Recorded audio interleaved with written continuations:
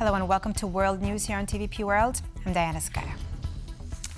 Another drone sighting over European airspace, this time in Norway. It comes after a spate of incursions over recent weeks in the likes of Germany, Poland and Denmark.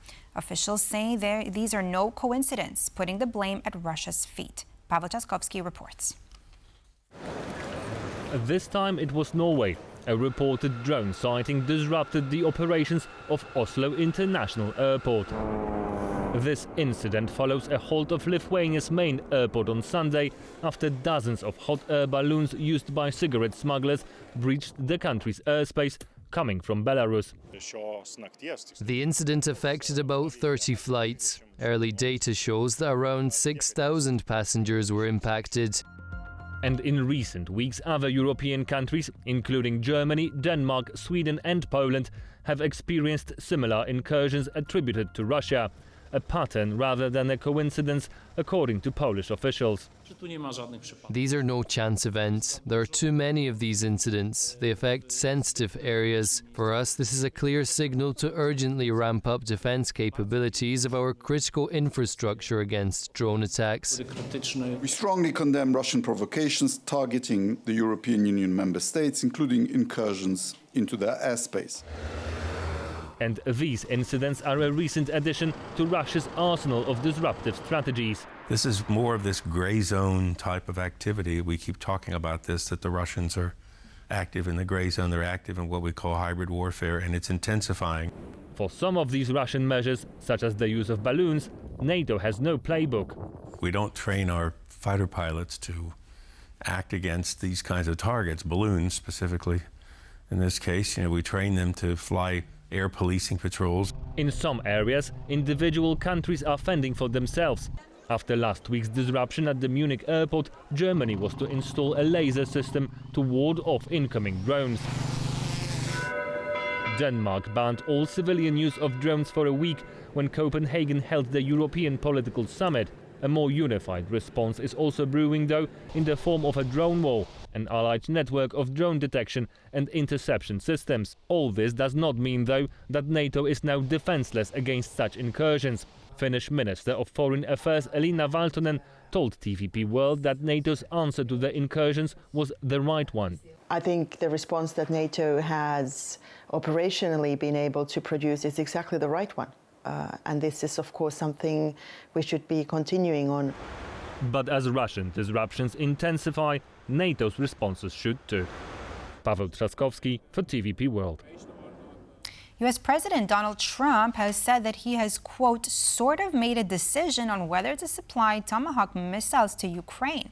His remarks come just a day after his Russian counterpart, Vladimir Putin, warned that such a move would damage U.S.-Russian relations. I've sort of made a decision, pretty much, if you consider. Yeah, I think I want to find out what they're doing with them. Yes. Where are they sending them, I guess. I'd have to ask that question. That war should never have started, would have never started. Such bad judgment was used there. I think on both sides, by the way. In his Monday night address, Ukrainian President Volodymyr Zelensky announced that the Foreign Ministry will convene foreign ambassadors from partner nations to discuss ways to block the supply of critical components to Russia, parts often used in missiles and drones and sourced from foreign manufacturers. Unfortunately, many critical components are still being supplied to Russia from Europe and the US. And we're not talking about a dozen components, but hundreds of thousands of components, purely commercial supplies. The direct consequence of all this is that the Russians are terrorizing our country, threatening other countries, behaving despicably and refusing to make peace. There are specific points that must be pressured, and we are doing everything to make that pressure work. The world has the power to stop terror. Any terror, and Russia is no exception. Overnight, Ukrainian drones attacked the city of Tyumen in Russia's Siberia. According to local officials, 3 drones were shot down over an industrial facility with no casualties, fires or explosions reported in the attack. Russian authorities said that the unspecified facility continued operations without interruption following the attack. The intended target of the strike may have been the Antipinsky oil refinery in the southeastern part of the city. It's not the first time Ukraine attacked Russian energy infrastructure in Tyumen, located over 2,000 kilometers deep in Russian territory. As per sources in Ukraine's military intelligence agency, Ukraine was behind an operation that caused an explosion of a major gas pipeline in the region on July 11th. Staying with Russia, and President Vladimir Putin is telling Ukrainians in the country's occupied territories to get a Russian passport or leave. The decree has prompted a warning from the Council of Europe's Human Rights Commissioner, telling TVP World that it directly violates international law. Sonia Agata-Bishchan explains. Get a Russian passport or leave is the message coming from a decree by Vladimir Putin. The deadline for Ukrainians in the newly Russian-occupied areas of Ukraine to do so expired in September. According to the Council of Europe Commissioner for Human Rights, the requirement is a violation of international law. You are Ukrainian and you are ordered to somehow stop being a Ukrainian and be something else. That's nonsense. And it's an outrage to human dignity. So it's good that international law follows that and makes it absolutely clear. A country cannot invade another country, impose itself on the territory, and then somehow dictate nationalities. Following the 2022 Russian invasion, Ukraine's control of its lands was significantly affected. As of September 2025, Russia occupies approximately 20% of Ukraine. To date, Russia has issued passports to over 3.5 million residents of occupied territories of eastern Ukraine. These are 3.5 million passports, many of which have been oppressively imposed on people who want to be and who are proud to be Ukrainian. Those who failed to obtain Russian passports in time shall be considered foreigners, having a number of their rights curbed in turn. They would require to obtain visa, they would require to receive the permit for work. So basically they would be foreigners in their own home. Since Putin's decree on deportation is enforced, they also risk being expelled from their homes. But there are more issues associated with the forceful imposition of Russian passports. Forcible passportization, it is not only about rights or abuse of these rights, it is mostly about duties. And according to the Article 59 of the Russian Constitution, each boy and then young man has this duty to serve into the Russian army. The main goal of the Russian Federation is to make Ukrainians fight against each other.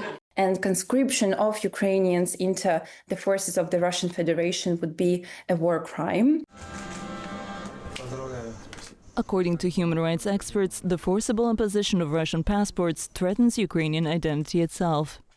When Russians are imposing their passports and other documents on Ukrainians, they would like to have the Russian nation strengthened and the Ukrainian nation just disappeared. And this war is not only about territories. This war about people, about language, about identity, and about history. The Ukrainian Ministry of Foreign Affairs has strongly protested the so-called autumn draft for military service launched by Russia on October 1st, including in the temporarily occupied territories of Ukraine. For TVP World, I'm Sonia Agata-Bishchan. The Financial Times reports that EU governments have agreed to limit the travel of Russian diplomats within the bloc. It comes after Radio Free Europe, Radio Liberty last week reported that the European Commission had proposed restricting the movement of Moscow's representatives within the European Union. The broadcaster said a two-page document was shared with ambassadors of the bloc at the end of September. The document seen by Radio Free Europe, Radio Liberty would cover the movement of Russian diplomats, their family members, and members of the administrative and technical staff of diplomatic missions or consular posts. It said the move would help counter the promotion of Russian rhetoric on the causes of the war within the EU. The French opposition is calling for the resignation of President Emmanuel Macron after the country's fifth prime minister in just 2 years, Sébastien Lecornu, resigned. His government collapsed only 14 hours after being formed. I call on French president to dissolve the National Assembly because we have reached the end of the road and there is no solution. There won't be any tomorrow, and therefore the only wise decision in these circumstances, as provided for in the Constitution of the Fifth Republic, is to return the ballot box for the French people to give direction to the country. To address this situation, we must therefore get to the heart of the problem. That is, return to the people. That is, change the legitimacy of the President of the Republic in ways our parliamentary democracy allows. I repeat, what are the institutional forms at our disposal? There is one, the impeachment of the President of the Republic. The problem is at the presidential palace, and therefore I believe that to offer the country a breath of fresh air, we ought to hold an early presidential election to allow the people of France to decide between the major political options being offered to the country. Today marks the second anniversary of the October 7th attacks launched by Hamas on Israel. Some 1,200 people were killed in the attacks and over 250 taken hostage by the terror group, including Polish citizens. Hamas launched thousands of rockets and carried out ground operations. As the Israeli army responded to the attacks, some 1,600 Hamas militants were killed and 200 captured. What followed the attack was Israel's military operations in the Gaza Strip that are still ongoing. According to the Gaza Health Ministry, over 60,000 Palestinians have been killed, with nearly a third of the victims being children. The UN Human Rights Office says the figure is probably an undercount. Israeli authorities say over 40 hostages are still held by Hamas, with 20 believed to be alive. This anniversary of the attack comes just days after US President Donald Trump announced a peace plan, now the subject of indirect talks between Israeli and Hamas representatives in Egypt. Polish participants of the Global Summit Flotilla are already in Athens, Poland's Foreign Minister Radosław Sikorski said on Monday, adding that they were in good health. The deportees include Polish MP of the ruling Civic Coalition, Franciszek Sterczewski, and 2 NGO heads. They were among approximately 470 people from 47 countries sailing with the 42-vessel-strong Global Summit Flotilla. One of Poland's top diplomats, Marcin Bosacki, expressed his contentment with the way the situation developed for the 3 Poles, adding that, quote, "We were seriously worried given the current Israeli government's brutality." The official also called the flotilla a propagandist escapade. Heading to Gaza, the international humanitarian convoy was intercepted by the Israeli Navy in international waters overnight Wednesday into Thursday. An appeals court judge in Tirana, Albania, was shot dead on Monday by a man involved in a trial the judge was presiding over. The attacker fled the scene but was quickly apprehended by the Albanian police and his weapon secured. According to a statement made by the authorities, Astrid Kaleya was shot in the courtroom alongside 2 other people who were involved in the case. While the 2 survived, Judge Kaleya succumbed to his injuries while being transported to the hospital. Local reports say the case was over a property dispute and the man fired at the judge because he assumed he was going to lose. Police are yet to comment on the motive or how the weapon was smuggled into the courtroom. The attack received unanimous condemnation from the country's politicians, including Prime Minister Edi Rama, who called for the most severe legal response against the shooter. The 19th edition of the world-famous shopping competition is underway in Warsaw. Over the course of 4 rounds throughout the next 3 weeks, ambitious under 30-year-old pianists from all around the world, including from China, Japan, and Poland, will compete for the first prize, a true badge of honor reserved for young piano prodigies. The inaugural gala concert featured previous winners Dang Tai-son, Bruce Liu, Juliana Avdeeva, and Garrick Olson performing with the National Philharmonic Orchestra under the direction of Andrzej Borejko.